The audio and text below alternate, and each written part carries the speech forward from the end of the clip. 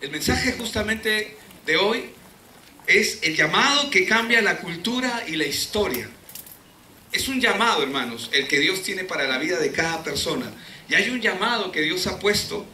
Y hoy en día vemos que cuando un deportista o alguien mete un gol en un campeonato o en las Olimpiadas, por ejemplo, como lo hemos visto hace poco nomás, aquí en Río, y aparece con una vincha que dice Jesús, o se levanta el polo y debajo del polo aparece otra camiseta que dice Jesús es el Señor o Jesús es el Salvador, hermanos, inmediatamente vemos que hay una sanción que va en contra de ellos.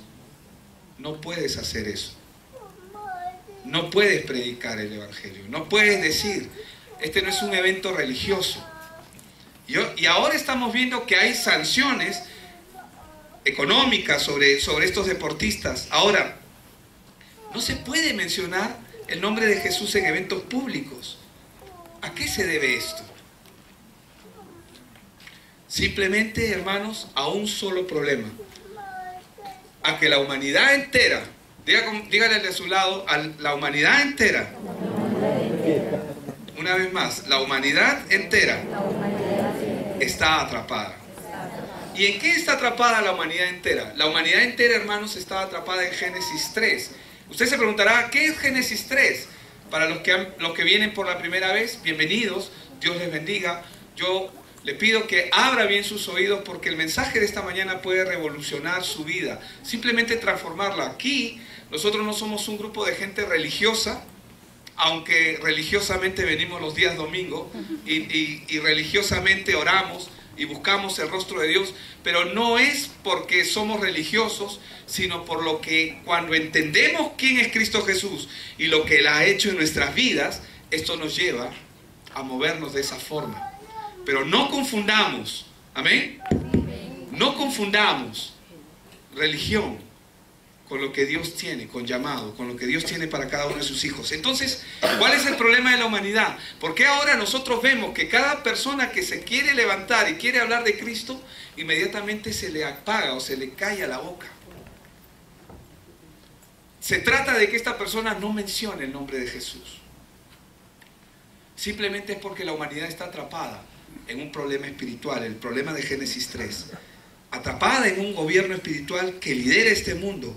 Por lo tanto,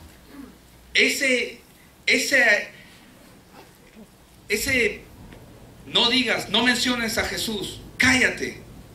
Esto no es un evento religioso, no es un evento de hoy día solamente.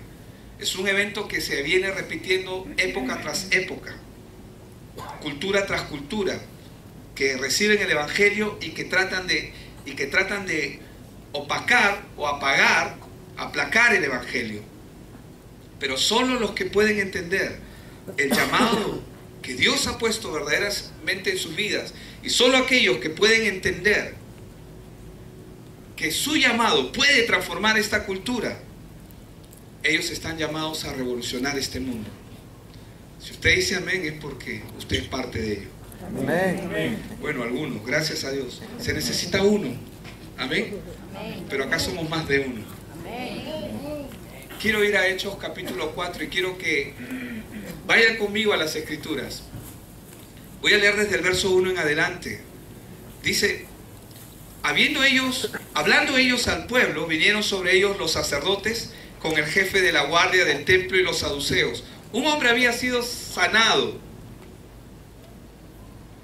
por Pedro y Juan. Pero los sacerdotes del templo, la guardia del templo y los saduceos, dice en el verso 2, dice que ellos estaban resentidos de que enseñasen al pueblo y anunciasen en Jesús la resurrección dentro de los muertos. ¿Qué era lo que dice acá? Que ellos estaban resentidos. O sea, no solamente estaban molestos, estaban resentidos de que ellos anunciasen, de que enseñasen, de que anunciasen en Jesús la resurrección de entre los muertos. Y les echaron mano y los pusieron en la cárcel hasta el día siguiente, dice, porque era ya tarde. Pero muchos de los que habían oído la palabra creyeron, y el número de los varones que creyeron eran como de 5,000, dice. Aconteció al día siguiente que se reunieron en Jerusalén los gobernantes, los ancianos y los escribas, Y el sumo sacerdote, Anás y Caifás y Juan y Alejandro y todos los que eran de la familia de los sumos sacerdotes, y poniéndoles en medio les preguntaron: ¿con qué autoridad, con qué potestad o en qué nombre habéis hecho vosotros esto? Y poniéndoles en medio les preguntaron: ¿con qué potestad o con qué nombre vosotros habéis hecho esto? Puesto que hoy se nos interroga. Verso 8. Entonces Pedro, lleno del Espíritu Santo, les dijo: gobernantes del pueblo y ancianos de Israel. A veces necesitamos que la voz de los que predican el Evangelio se levante en esos niveles, hermanos. A veces va a ser necesario que nosotros seamos apresados por causa de la palabra. Porque por esa causa, no para tener temor de lo que nos va a ocurrir. Lo peor que nos puede ocurrir es que nos quiten la vida. Ay, pastor, eso suena feo. Claro, aquí no ocurre eso, porque acá hay libertad de opinión. En otros países ocurre. Pero hermanos, Dios nos pone en situaciones para compartir su evangelio. Entonces, puesto que hoy se nos interroga acerca del beneficio, dice, hecho a un hombre enfermo, de qué manera éste haya sido sanado, sea notorio a todos nosotros y a todo el pueblo de Israel, que en el nombre de Jesucristo de Nazaret, a quien vosotros crucificasteis y a quien Dios resucitó de los muertos, por él este hombre está en vuestra presencia sano. Este Jesús es la piedra reprobada, y en otras versiones dice desechada por vosotros los edificadores, la cual ha venido a ser cabeza del ángulo, dice. Y en ningún otro hay salvación, porque no hay otro nombre bajo el cielo dado a los hombres en que podamos ser salvos. No hay otro nombre debajo del cielo. Ni Buda, ni Krishna, ni Alá, ni María, ni José, ni Pedro, ni Juan. Ellos eran discípulos, pero el único nombre en el cual el hombre puede alcanzar salvación es Jesucristo. Entonces, viendo el denuedo de Pedro y Juan, porque ellos estaban llenos de Dios, ellos estaban llenos de la palabra. Voy acá, siento que estoy gritando, perdonen ustedes. ¿Podemos cambiar de...? Sí. No, al contrario, que lo suba. Yo siento que estoy gritando. Perdonen ustedes, hermano. ¿Sí? Amén. Y viendo el hombre que había sido sanado, que estaba en pie con ellos, no podían decir nada en contra. Entonces les ordenaron que saliesen del concilio y conferenciaban entre sí, diciendo: ¿qué haremos con estos hombres? Porque de cierto señal manifiesta ha sido hecha por ellos, notoria a todos los que moran en Jerusalén, y no lo podemos negar, dice. Sin embargo, para que no se divulgue más entre el pueblo, amenacémosle, para que no hablen de aquí en adelante a hombre alguno en este nombre. Y la amenaza que vino es: no queremos que hables de Jesucristo. Habla de María, habla de Pedro, habla de Juan, habla de Krishna, habla de Buda, habla de Alá, habla de Mahoma, pero de Cristo no hables.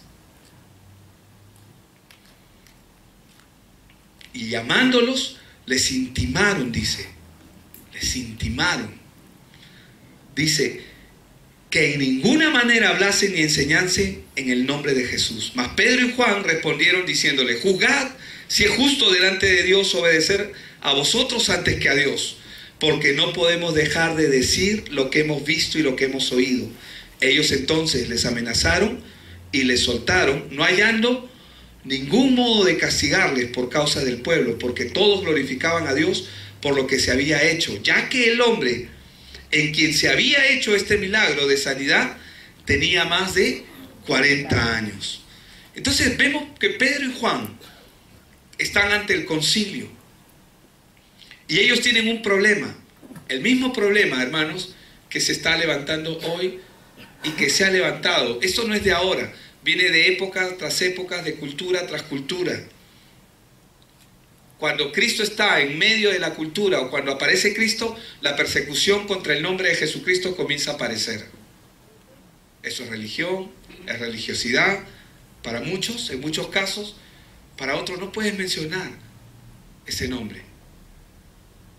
¿Por qué ustedes están predicando a Jesús? ¿Por qué anuncias la resurrección de Jesús entre los muertos? Es la pregunta, ¿por qué estás haciendo esto? ¿No sabes acaso que esta es nuestra religión? ¿No sabes acaso que esto es lo que nos han enseñado? ¿Por qué estás hablando de Jesús? Por eso les decía, hoy vemos que cuando un deportista quiere levantar el nombre de Jesús, lo sancionan. Se dice, está prohibido hacer estas cosas religiosas. No puedes mencionar el nombre de Jesús en eventos públicos. ¿Saben por qué? Porque Jesús es la única respuesta que el mundo tiene. Y es la respuesta que el enemigo no quiere que se dé. Esto se debe a una sencilla razón. La humanidad está atrapada en Génesis 3. Atrapada en el gobierno espiritual que lidera este mundo y que conoce la respuesta y que va a hacer todo lo posible para que esa respuesta no llegue al corazón del hombre. Y la Biblia, cuando describe a este ser espiritual llamado Satanás, cómo destruye al hombre, describe que lo destruye en su propio camino. Vamos a Proverbios 16:25 y Proverbios 14:12. Nos dicen exactamente lo mismo. Voy a leer los dos versos. 16:25 de Proverbios dice: hay camino que parece derecho al hombre, pero su fin es camino de muerte. ¿Cuál es el pecado de la humanidad? ¿Cuál es el pecado en que el hombre está atrapado? ¿Qué cosa es ese pecado de Génesis 3? Que el hombre comienza a caminar pensando de que él camina derecho. El pecado en que el hombre está atrapado, el pecado de Génesis 3, es justamente que el hombre cree que lo que él hace está bien. Eso es lo que él cree. Pero su final es camino de muerte. Mi amor, yo te amo, sí, vamos a ser felices y vamos a comer perdices. Y a los años se quieren divorciar. Algunos no llegan ni al año.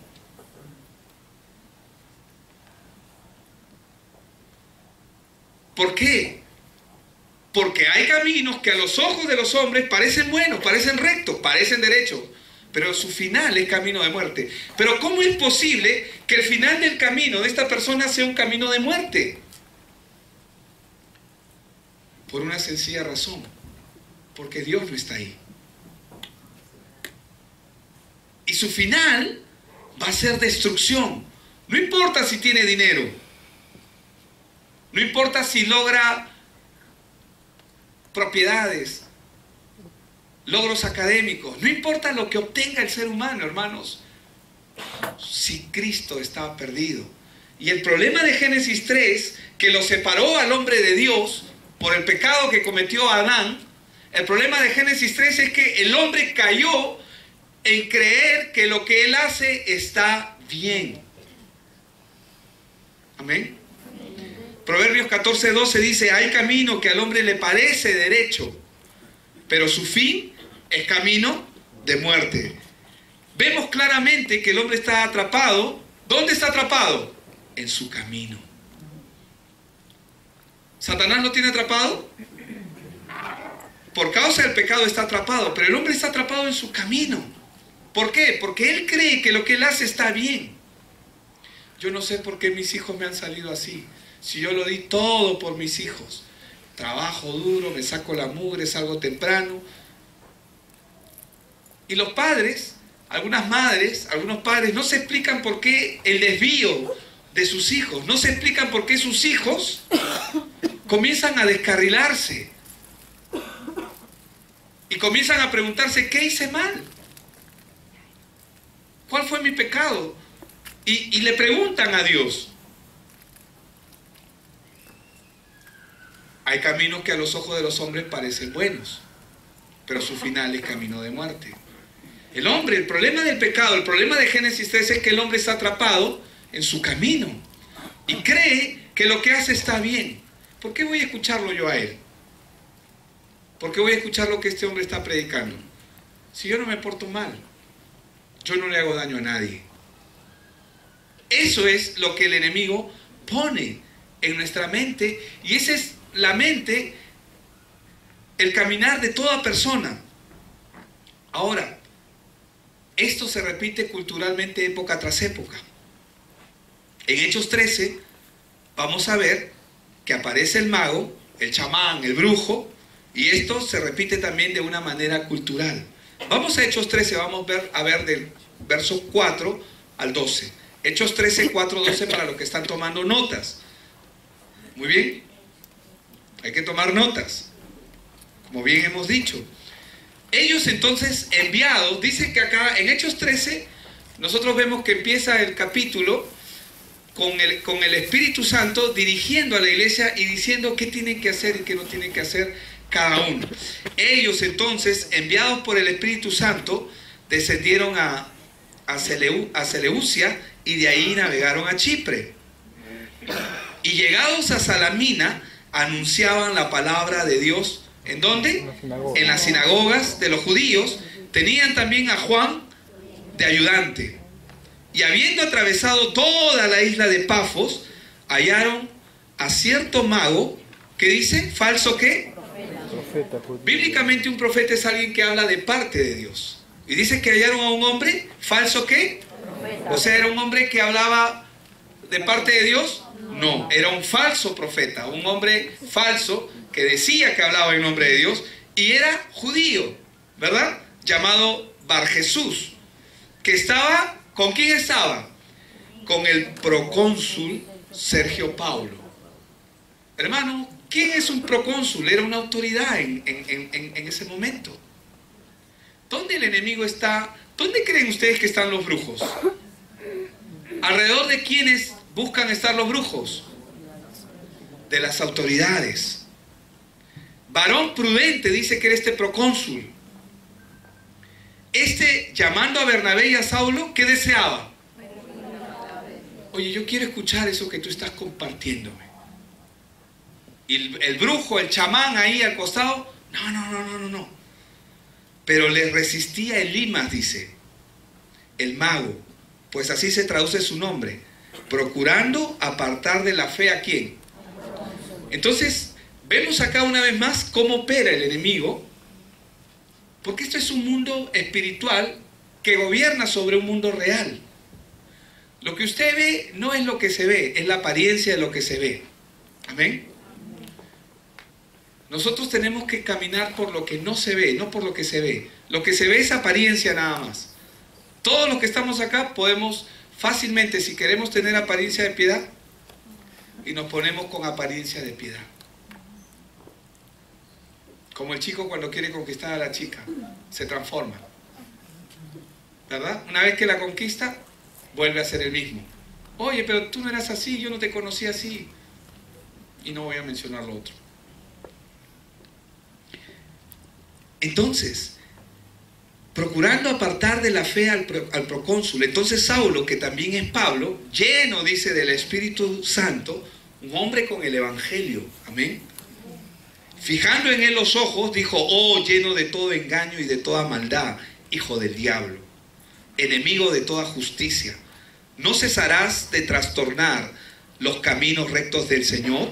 Ahora pues he aquí, la mano del Señor está contra ti y serás ciego, y no verás el sol por algún tiempo. E inmediatamente cayeron sobre él oscuridad y tinieblas, y andando alrededor buscaba quien le condujese de la mano. ¿Qué pasó con el procónsul? Viendo lo que había sucedido, creyó, maravillado de la doctrina del Señor. Entonces, ¿qué es lo que nosotros podemos ver en la cultura? Que el enemigo lo que está tratando continuamente es de desviar al hombre de Cristo, del Evangelio, de la fe en el Evangelio. En ese caso vemos cómo el procónsul deseaba oír la palabra de Dios, pero el orden espiritual del enemigo se lo quería impedir. Y es lo que va a ocurrir, hermanos. Muchos van a ser los que se van a levantar en contra de nosotros. Y gloria a Dios, porque mayor es el que está en nosotros que el que está en el mundo. ¿Qué significa eso? Que si nosotros nos ceñimos con la verdad bien clara en nuestros corazones, ¿quién va a triunfar? El Evangelio. Tenemos que tener claras las cosas. Esto también lo podemos ver reflejado en Génesis 6:5. ¿Por qué? Porque vemos también que el enemigo trabaja en las autoridades con todo engaño y con toda maldad, porque así opera el enemigo. Génesis 6:5 dice que vio Jehová que la maldad de los hombres era mucha en la tierra y que todo designio de los pensamientos del corazón de ellos era de continuo solamente el mal. Entonces vemos aquí, podemos ver la labor que hace el enemigo de influenciar desde los tiempos antiguos y lo hace hasta ahora en nuestra cultura para que el hombre se mantenga y viva separado de Dios a fin de destruirlo. Y lo que él quiere hacer, hermanos, y lo que él hace, como opera actualmente, él lo hace con falsos profetas, aumentando la maldad, lo hace imitando las obras de Dios, las cosas de Dios, pero siempre con el mismo objetivo, desviar la mirada del Evangelio, de Cristo. Cuando nosotros vemos casos como estos, ¿qué es lo que podemos ver? Que cuando un hombre está claro con el Evangelio, hermanos, podemos transformar nuestra nación. ¿Qué gobernante no hay en nuestro tiempo que no busque la asistencia de brujos, de chamanes? Esto también le pasó a Pablo y a Silas. Vamos a Hechos 16. Y voy a leer del 16 al 22. Aconteció que mientras íbamos a la oración, nos salió al encuentro una muchacha que tenía espíritu de adivinación, la cual daba gran ganancia a sus amos, adivinando. Esta, siguiendo a Pablo y a nosotros, daba voces diciendo: estos hombres son siervos del Dios Altísimo, quienes les anuncian el camino de salvación. Y esto lo hacía por muchos días, mas desagradando a Pablo, este se volvió y dijo al espíritu: te mando en el nombre de Jesucristo que salgas de ella. Y salió en aquella misma hora. Pero viendo sus amos que había salido la esperanza de su ganancia, ¿verdad?, prendieron a Pablo y a Silas y los trajeron al foro ante las autoridades. Y presentándolos a los magistrados, dijeron: estos hombres, siendo judíos, alborotan la ciudad y enseñan costumbres que no nos es lícito recibir ni hacer, pues somos romanos. Y se agolpó el pueblo contra ellos, y los magistrados, rasgándoles las ropas, ordenaron azotes con varas en contra de ellos. ¿Qué estaban haciendo ellos?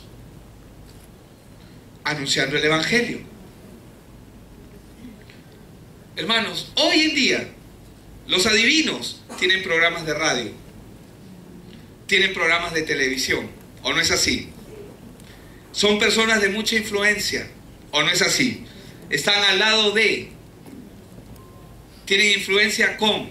¿Es así o no es así? Ellos están al lado de gente que tiene autoridad política, civil, social, al lado de los artistas, al lado de esta gente.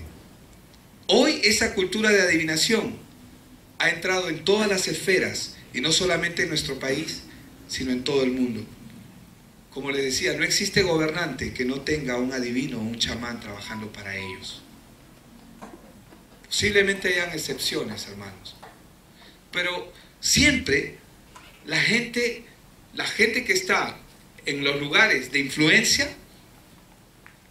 están buscando saber qué es lo que va a acontecer, qué es lo que va a pasar. ¿Quién no quiere saber lo que va a ser su futuro? ¿Hay alguien que no quisiera saber cómo le va a ir en la vida? Todos, ¿verdad? Sin excepción. Entonces, ¿cuál es la lectura que nos puede dar esta situación con respecto a cómo está caminando el mundo?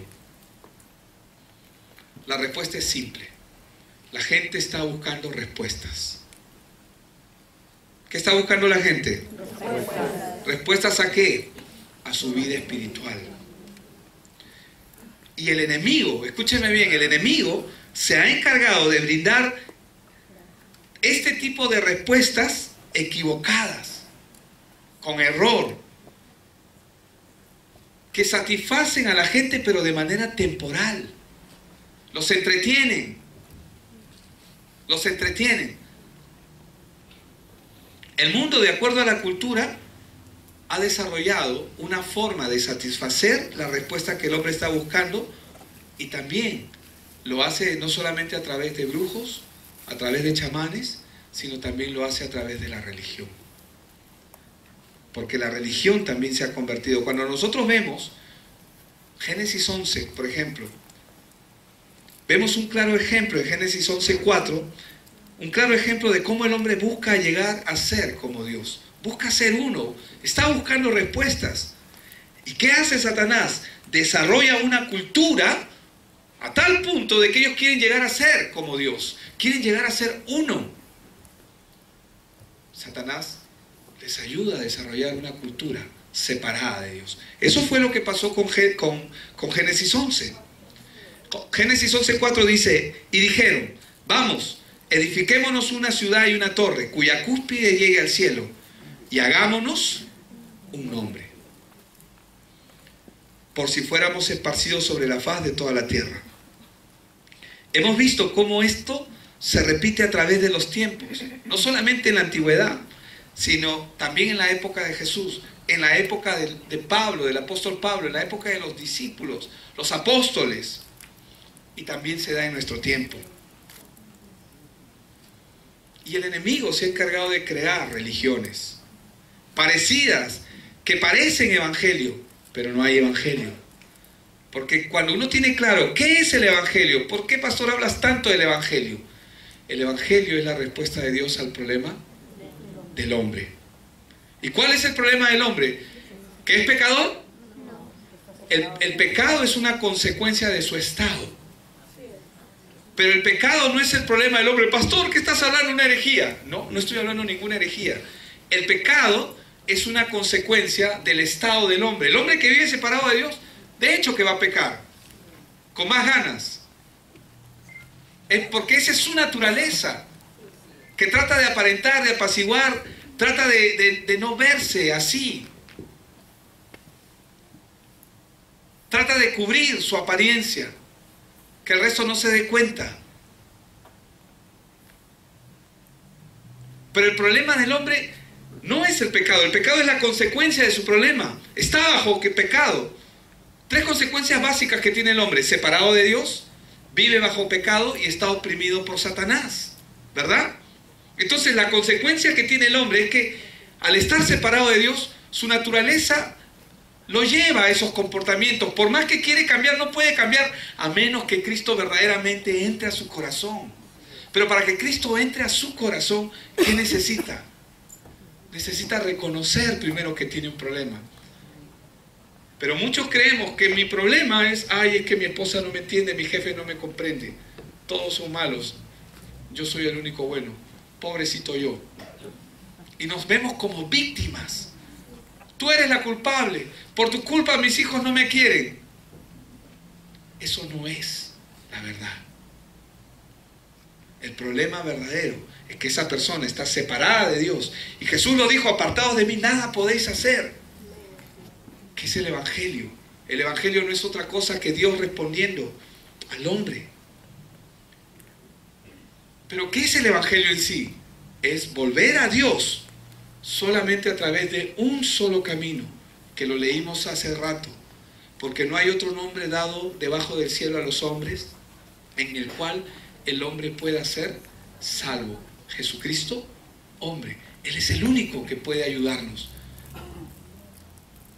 Porque Jesús, cuando murió en la cruz, ¿qué es lo que Él estaba haciendo? Él estaba anulando el problema del hombre. Ay, pobrecito. Y las mamás, las señoras de Jerusalén estaban ahí viendo a Jesús. Tenían lástima de Él. Tenían pena de Él. Y lo miraban con ternura, posiblemente con amor, en su buen deseo, en su buen corazón. Pobrecito Jesús, cómo lo están maltratando. Y Jesús les dijo, mujeres de Israel, no lloren por mí. Para esto yo he venido. Él vino para morir en la cruz, para anular el verdadero problema que el ser humano tiene, que es que vive separado de Dios. Y el hombre, por más que quiera acercarse a Dios por su propia cuenta, no puede. Solamente puede acercarse a través de Cristo, porque Él es el que anuló el acta. Él anuló el acta, dice, de los decretos que había contra nosotros. Y el hombre en su caminar, mucha gente se acerca, y cuando se acercan a Dios sin Cristo, es donde se crea la religión. es que ahora tengo que ser bueno, tengo que portarme bien. ¿Quién te ha dicho que la gente que va a ir al cielo es gente que se porta bien?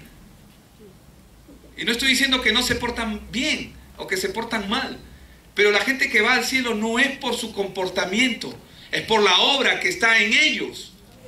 Una obra que satisfació la ira de Dios.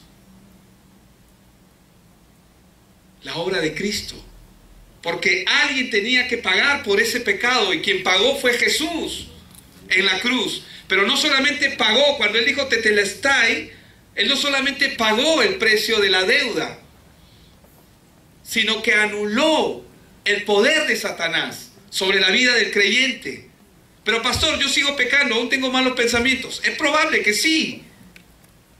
Pero Satanás ya no tiene poder sobre ti. ¿Qué significa eso? Que te permite ahora, si tú estás en Cristo, tú puedes caminar. Tú puedes avanzar. ¿Qué pues? ¿Pecaremos para que la gracia abunde? En ninguna manera. Lo que hemos muerto al pecado, ya cómo viviremos en él, dice la Biblia en Romanos 6. Entonces, ¿qué es lo que nosotros tenemos que ver acá? Que el enemigo ha creado una cultura y nosotros somos contracultura. Amén. ¿No lo sabías? Ahora lo sabes. Eres contracultura. ¿Por qué? Porque tú vas en contra de la corriente. ¿Qué es ir en contra de la corriente? ¿Has visto a los peces nadar? Los peces se impulsan más cuando nadan en contra de la corriente. Y nosotros somos como los peces que nadan en contra de la corriente. ¿Quiénes son los peces que no pueden nadar en contra de la corriente? Los que están muertos. Nosotros somos contracorriente. Nosotros somos contracultura. Y tenemos que aprender a conocer nuestra condición, en primer lugar, quiénes somos. Entonces, esto se repite a través de las culturas, se repite a través de los tiempos. En la época de Jesús, en la época de Pablo, de los apóstoles, en la época de la Reforma, que hoy vamos a celebrar 499 años de Reforma. De que Dios llamó a un hombre, no uno, llamó a un montón de hombres de Dios. Pero algunos son conocidos, como Lutero, como Calvino. Pero hermanos,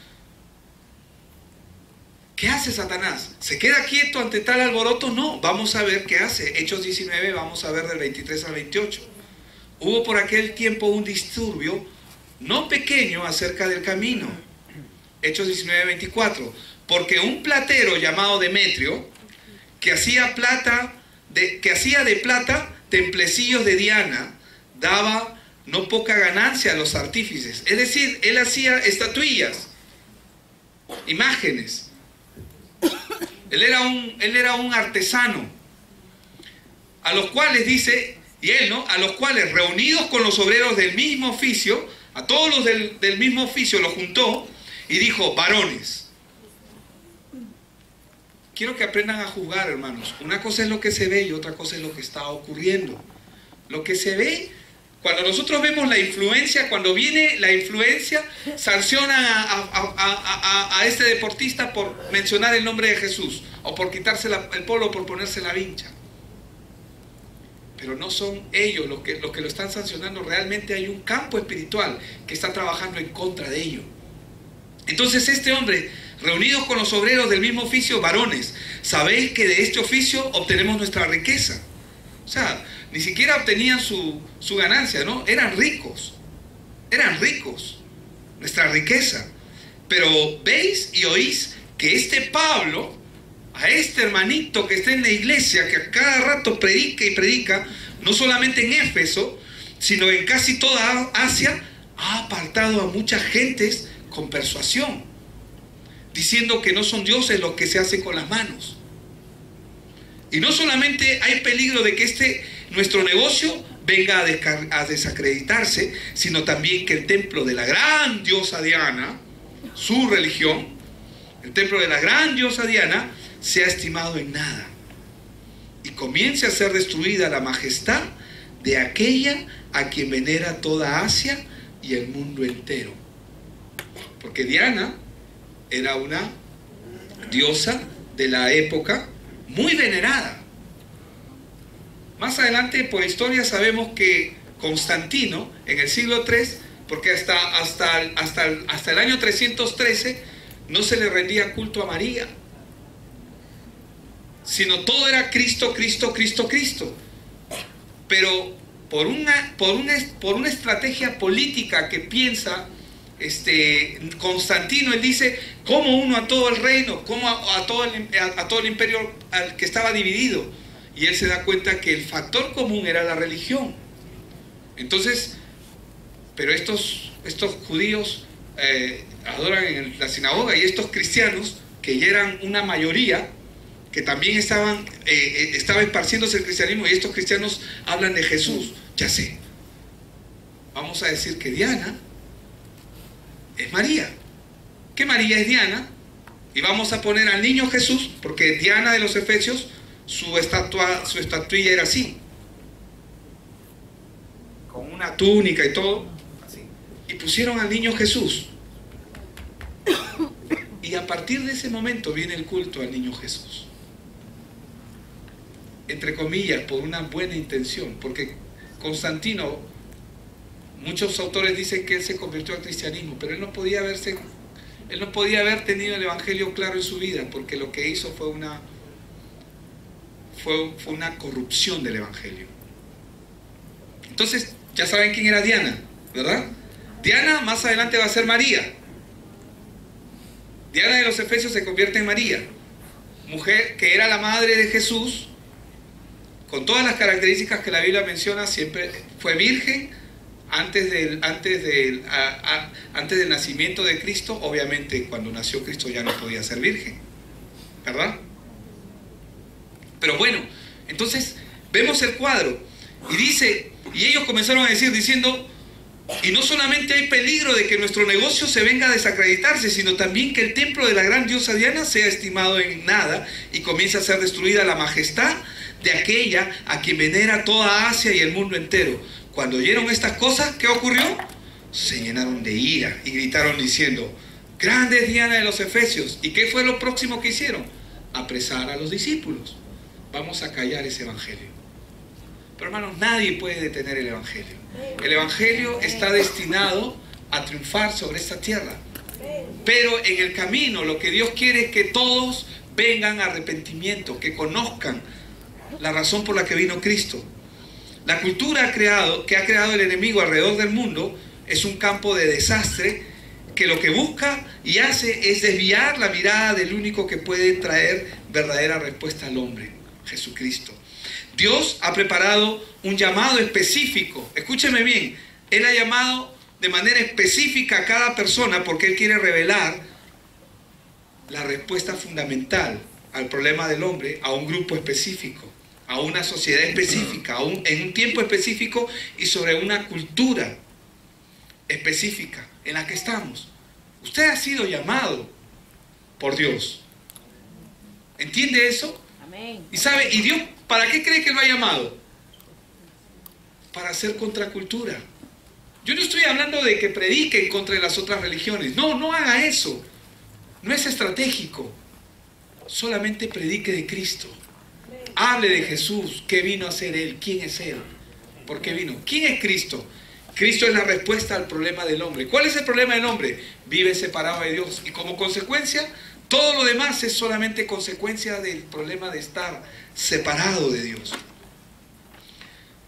Y esto es lo que va a hacer con aquellos que tienen la claridad del Evangelio, trabajando en sus corazones. Eso es lo que Dios quiere hacer. Lo que Dios quiere establecer es el llamado que cambia la cultura del mundo, cambia la cultura de lo que Dios ha llamado. Cuando Jesús llamó a Pedro, y vamos a ver solamente, ya para ir finalizando, un ejemplo rápido, práctico, la vida del apóstol Pedro. Cuando Jesús llamó a Pedro y le dijo, yo haré de ti un pescador de hombres, Marcos 1:17, ¿verdad? Venid en pos de mí y haré que seáis pescadores de hombres. Pero luego vemos a Pedro. Pedro es llamado, como todos nosotros hemos sido llamados. Pero cuando somos llamados, ¿cuántos saben que no somos, ninguno de nosotros, de los que estamos aquí, entendemos todo lo que significa el llamado de Dios? Pero en el camino somos entrenados. En el camino somos corregidos. En el camino somos amados. En el camino pasamos dificultades. En el camino hay cosas que entendemos y hay cosas que no entendemos. Pero luego, con el pasar del tiempo, vemos en Pedro que Pedro le da una respuesta a Jesús. Cuando Jesús pregunta, ¿quién dice la gente que es el Hijo del Hombre? Vemos a Pedro dándole una respuesta maravillosa en Mateo 16, del 16 al 19, cuando le dice, tú eres el Cristo, el Hijo del Dios Altísimo. Al igual que Pedro, hermanos, todos los que estamos aquí somos personas que hemos sido llamados por Dios para dar testimonio de que Jesús es el Hijo de Dios. ¿Cuál fue el testimonio de Pedro? Jesús es el Hijo de Dios. ¿Cuál es el testimonio que tú debes de tener en tu corazón? Que Jesús es el Hijo de Dios. ¿Cuál es el testimonio de Pedro? Jesús es el Hijo de Dios. Ahí lo dice, tú eres el Cristo, el Hijo del Dios viviente. Dios quiere que aprendamos y que por revelación del Espíritu Santo nosotros comprendamos esta verdad en nuestros corazones, no en nuestra mente. Hermanos, yo puedo saber la Biblia de paporreta o conocerla, conocer muchos mensajes, pero en eso no radica el Evangelio. El Evangelio radica en cuando tú sabes lo que sabes porque está en tu corazón. ¿Quién es Cristo? Él es el Hijo del Dios viviente. Él es la respuesta de Dios a mi problema. Él es la respuesta de Dios a la humanidad. Él es la vacuna contra este mundo infectado y plagado con ese veneno que ya ha sido cortado por su evangelio. Y al igual que Pedro, somos doblemente bendecidos porque ahora tenemos las llaves del reino. Bienaventurado eres, ¿verdad? Vamos al 17. Entonces respondió Jesús, bienaventurado, es decir, doblemente dichoso. Y puedes poner tu nombre ahí. Bienaventurado eres Jorge, bienaventurado eres Pedro, bienaventurado eres Juan, bienaventurado eres Ángel, bienaventurada eres María. Porque no te lo reveló carne ni sangre, sino mi Padre que está en los cielos. Dios quiere que esa sea una verdad en nuestro corazón, clara. Pero Pedro continúa su vida de fe. Wow, ahora entiendo que Jesús es el Hijo del Señor, de Dios, pero él continúa caminando. ¿Sí o no? Continúa caminando su vida de fe. Pero llega un momento cuando Jesús es apresado y comienza a pasar la Vía Crucis como comúnmente es conocida. Vemos a Pedro que comienza a seguirlo de cerca. Y Jesús le dice, tú me vas a negar. Y él comienza a pelear consigo mismo. No, yo no voy a negar al Señor. No, yo tengo que hacer lo que es correcto. Yo tengo que hacer lo que el pastor me ha dicho. No, yo no voy a negar al Señor. Yo no voy a hacer esto, yo no voy a hacer aquello. Pero el enemigo comienza a atacar. ¿Cuándo es necesario que pasemos por estos procesos? Sí es necesario. Porque Jesús, el Señor está llamando gente con un llamado claro en sus corazones. Y aunque parezca increíble, las situaciones difíciles que nosotros tenemos que pasar en la vida nos ayudan a ser más creyentes, hermanos. No creyentes de a oídas, no creyentes solamente que, sí, yo sé eso. No se trata de que yo sé, yo vivo eso. Es muy diferente. Y es necesario que el creyente comience a pasar por situaciones adversas, difíciles, verdaderamente difíciles. Para muchos no desea, al punto de que Pedro, cuando él se dio cuenta que él había negado a su Señor, él dijo, y el enemigo lo engañó, yo no soy digno. Y regresó a sus barcas, regresó a las redes, regresó atrás, regresó a su vida pasada, a su vida vieja, a su vida añeja, a esa vida que era una rutina tan amargada, tan horrible, tan fea. ¿Saben por qué digo que horrible y fea? Porque la gente busca salir de ese lugar y Pedro regresó. Porque fue engañado por sus pensamientos. Él comenzó a batallar en su corazón y a decir, ahora mi Señor está crucificado, ¿qué va a hacer de mí? Me van a matar. ¿Por qué los discípulos comenzaron a huir? ¿Por qué se escondieron? Porque dijeron, mataron al líder, ahora los que seguimos somos nosotros. Y el enemigo comenzó a engañarlos. Qué difícil es seguir este evangelio para mucha gente. Estamos hablando de la época de ellos. Y muchos de ellos lo que comenzaron a hacer fue a retroceder, porque cuando Jesús comienza a llamar nuevamente después de la resurrección, llama a Pedro. Pedro no estaba solo, porque Pedro era un líder. Y no solamente retrocedió uno, retrocedieron muchos. Y Jesús le dice: Pedro, ¿me amas? Apacienta mis corderos. ¿Qué le está diciendo? Yo te he llamado para que no estés ahí, para que estés conmigo. Yo te he llamado. Hay un pueblo que te está esperando. Por eso es que cuando leemos Hechos de los Apóstoles, capítulo 4, no podemos dejar de hablar y decir lo que hemos visto y oído. ¿Por qué nos quieren callar? No podemos. Y más adelante vemos que ellos oraron para predicar con más denuedo, con más poder, con más fuerza este evangelio. Hermanos, este es el evangelio que transforma vidas. No hay otro. Todo lo demás es una ficción. No sigas una religión. No te metas en una religión. Métete con Cristo. Y la base para que tú puedas seguir al Señor Jesucristo con todo tu amor, tu corazón, la base es que tú entiendas claramente el evangelio. ¿Por qué yo necesito a Cristo? Yo te voy a decir por qué yo necesito a Cristo. Porque yo estaba atado a comportamientos, actitudes que nadie puede ver, solamente Dios y tú. Si tú estás atado, Cristo es la respuesta para tu vida. Porque tú puedes mostrarte delante de la gente bonito. Tú te puedes mostrar bien, pero por dentro, si tu corazón está destrozado y si tu corazón aún no tiene las cosas claras, tú necesitas a Cristo. Él vino para liberarte. Colosenses 2:14, por favor. Él vino para liberarte. Él vino para anular el acta. Él vino para anular el acta de los decretos que había contra mi vida, que me tenían atrapado en ese comportamiento. Ahora entiendes para qué vino Dios. Dios vino para eso. Esa es la razón por la que Cristo vino.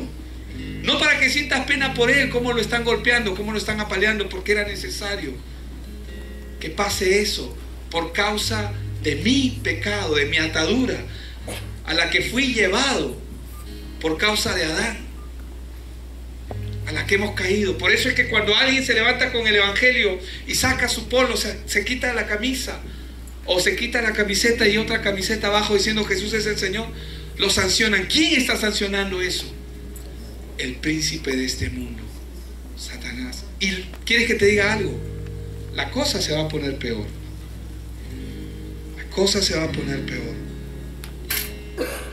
Cuando podemos comprender esto, podemos entender el llamado. ¿Cuál es ese llamado? Mateo 28, del 18 al 20. Y Jesús se acercó y les habló diciendo: toda potestad, es decir, todo poder, dominio, autoridad, gobierno, me es dado en el cielo y en la tierra. Por tanto, ¿qué cosa dice? Id y haced discípulos. ¿Dónde? A todas las naciones, bautizándolos en el nombre del Padre y del Hijo y del Espíritu Santo. Amén. 20.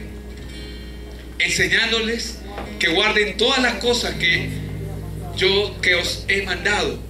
Y he aquí, yo estoy con vosotros todos los días hasta el fin del mundo. Somos llamados, hermanos, a cambiar nuestra cultura. Somos llamados a cambiar esta nación. Amén. Amén.